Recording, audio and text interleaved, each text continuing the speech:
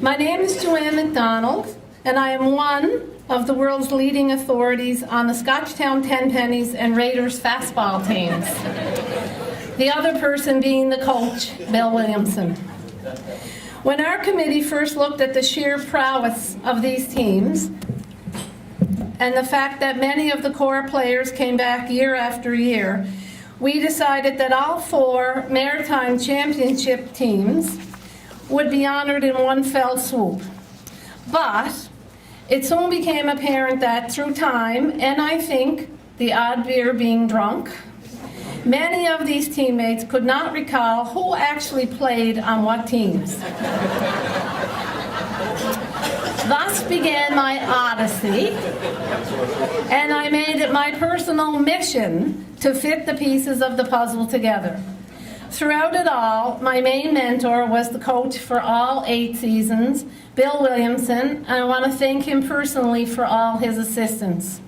Also, I want to thank Andy Hines for all his efforts in getting the tickets out and encouraging the players to attend tonight.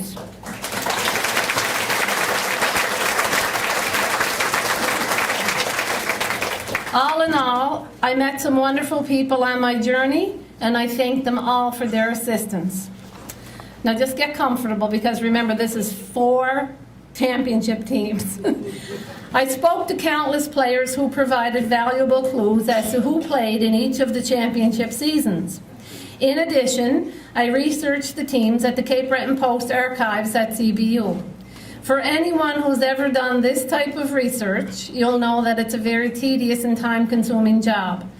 But gradually, the teams began to take shape and be named. We did have team pictures, but no one seemed to agree as to which season the pictures belonged to. At one point, I had scratched the year off one photo 5 times. And in most years, they picked up extra players for the playoffs, and this only helped to confuse the issue. I'm just going to tell you a quick story about Dan Willie's jacket. Dan Willie McKinnon was in a picture, the picture that was scratched 5 times. So they didn't know if it was 73 or 75. But if it was 73, it wasn't a championship team. If it was 75, it was. So I called Dan Willie a couple of times. He couldn't remember which year the picture was. But he said to me, "I have a jacket in my closet." "Well, go get it," says I. And he got it, and on the crest it said 1970 New Waterford Scotchtown Raiders 1975 Nova Scotia champs. I said, "Dan Willie, if that was the Nova Scotia champs, then that was also the year they won the Maritime Championship. You're getting in the Hall of Fame on the basis of your jacket." And it also gave me the definitive year for that picture. Okay, again, the final choices had to come down to Bill Williamson, and we had more than a few meetings at his house with various players to settle the issues. I'm telling you this only to let you see how serious we are about honoring the right athletes for the right teams, and we are satisfied that we are presenting tonight as complete a list of those 4 memorable teams as it is possible to come up with. This 8-year dynasty in Intermediate A fastball began in 1967 as the Scotchtown Ten Pennies. That year, they went all the way to their first of 4 maritime titles. The final series against the Rockwood Rockets was held in St. John, New Brunswick, and the Cape Breton Post reported that Scotchtown won a thrilling game by a score of 5-3 after having posted a 2-1 11-inning victory in Waterford the previous week. Now, it's been my experience on this committee that the best part of honoring these athletes and teams is the great stories that come out as a result of the research. Well, Bill told me that the final game in St. John had a rather queer ending.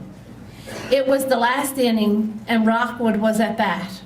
There were 2 out, and Ray Mousy Sinclair, every one of them has a nickname, a right-handed pitcher, was on the mound. Rockwood put in a left-handed batter to face him. Bill called time and got Jimmy MacKenzie, his southpaw, to warm up. Rockwood then switched to a right-handed batter. Once that was established, Bill sent Jimmy back to play first base and sent Ray back out to pitch. The St. John batter then hit the ball right to Freddi on second base, and the game was over in pure Scotchtown style. Just as an add-on here, I'd just like to say that Bill told me that, in his opinion, Jimmy MacKenzie was the best pitcher to ever play in that league, period.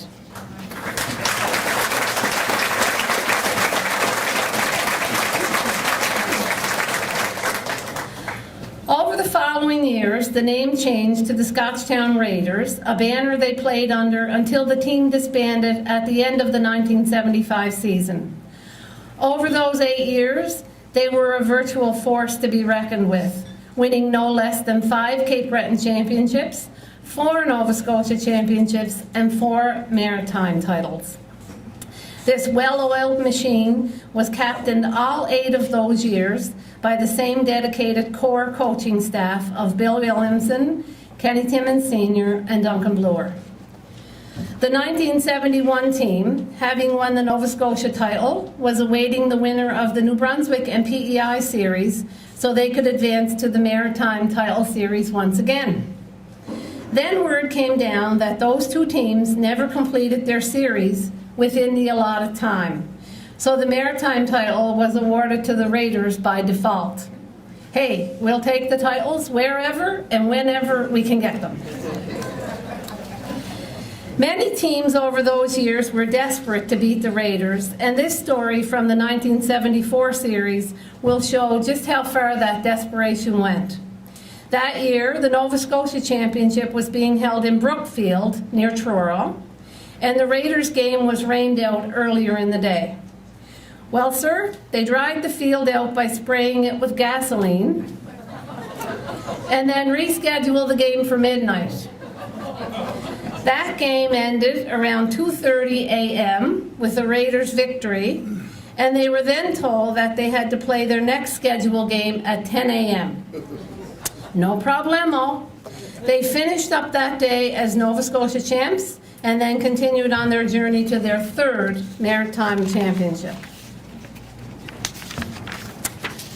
My final story of these great teams came from 1975, when the Raiders were playing PEI over here for the Maritime Championship.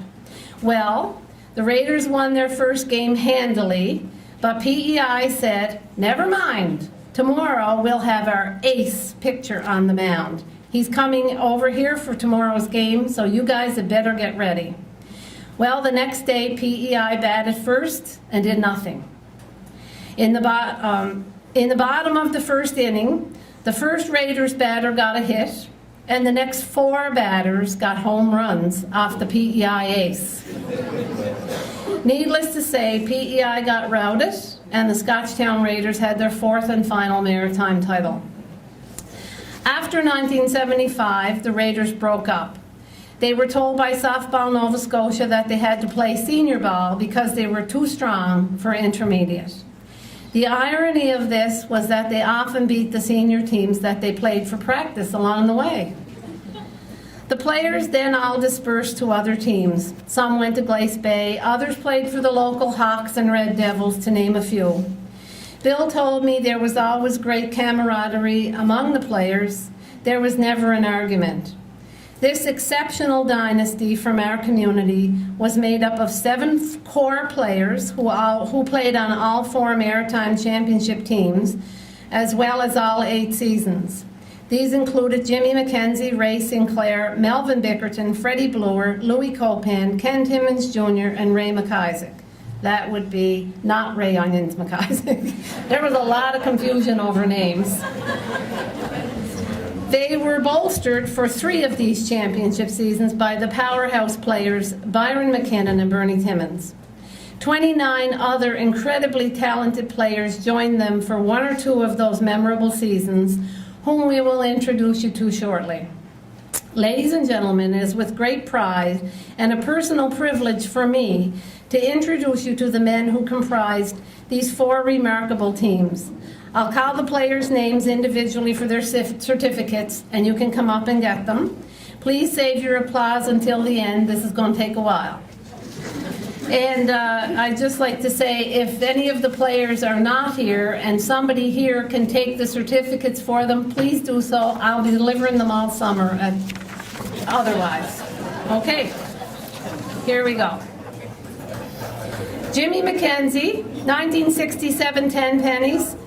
Okay, I'm going to read these 7 names again. Jimmy MacKenzie, Ray Sinclair, Melvin Bickerton, Freddi Bloor, Louis Copan, Ken Timmons Jr., and Ray MacIsac are all from the 67 10 pennies, 71, 74, and 75 Raiders.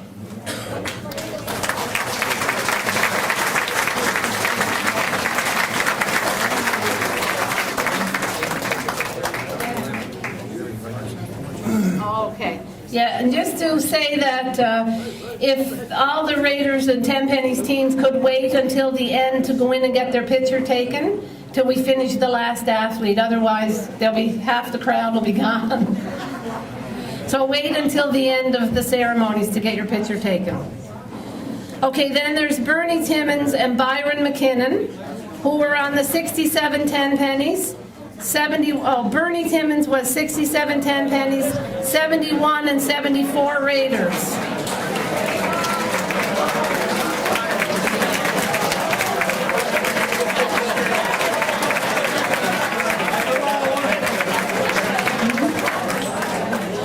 And Byron McKinnon, 71, 74, and 75 Raiders.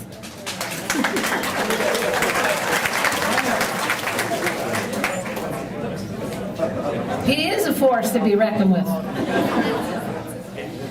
Okay, and the 2-year awards go to Donnie MacAulay, 1967 10 pennies and 1971 Raiders. Is that lamp is hot? Angie MacKenzie, 1967 10 pennies, 1971 Raiders. Andy Hines, 1974 and 1975 Raiders. Glenn Williamson, 1974 and 1975 Raiders. Lawrence Peckham, Jinx, 1971 and 1975 Raiders. Jim Reed, 1971 and 1974 Raiders. George Ditton, 1974 and 1975 Raiders. Robert Ditton, 1974 and 1975 Raiders. Reggie Leadbeater, 1974 and 1975 Raiders. David Tatlock, 1974 and 1975 Raiders.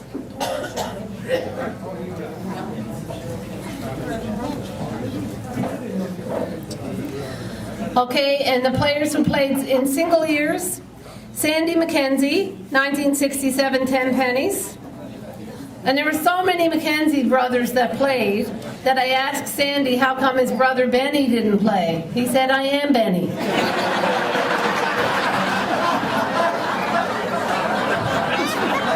I'm old. Okay, so Sandy. And there was Duncan Buller MacKenzie, 1967 10 pennies. Murray MacKenzie, 1967 10 pennies. Angie Campbell, 1967 10 pennies. Kenny Harte, 1967 10 pennies. John Price, 1967 10 pennies. Roger Guyaux, 1967 10 pennies. And I would just like to mention also that Earl Leadbeater played on the 1971 Scotchtown Raiders. I believe somebody is here to take his reward. You'll all remember that Earl died in the 12 colliery not long after that. Jerry MacKenzie, 1971 Raiders. Bobby Bradbury, 1971 Raiders. Bernie O'Brien, 1974 Raiders. Connie O'Brien, 1974 Raiders. Dan Willie McKinnon, 1975 Raiders. Ray Bozo Steele, 1974 Raiders. Danny Bloor, 1975 Raiders. Jamie Murray, 1975 Raiders. Donnie Campbell, 1975 Raiders. Jerome Brewster, 1975 Raiders. And Joe Estwick, 1975 Raiders. Those are the players from the 4 teams.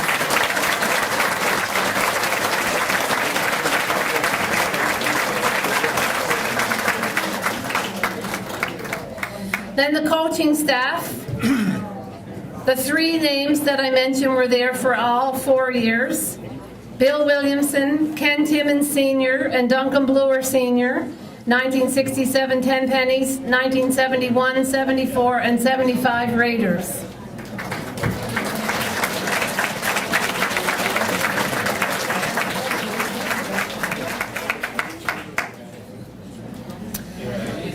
And the trainer for 3 of the years was Eric Faint and Lily Hibbert, 1971, 1974, and 1975 Raiders.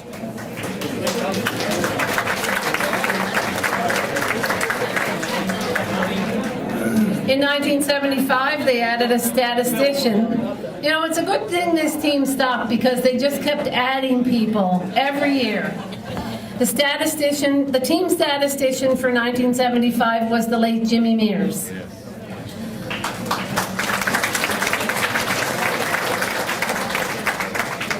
For the 1967 Ten Pennies, the bat boy was John Hutchinson.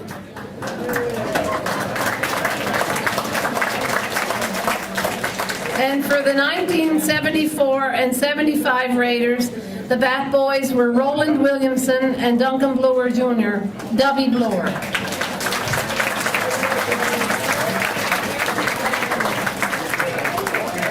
And the one person I can't locate is who was the bat boy for the 1971 Raiders. Nobody could come up with an answer, but so I apologize if I missed somebody as a result of that.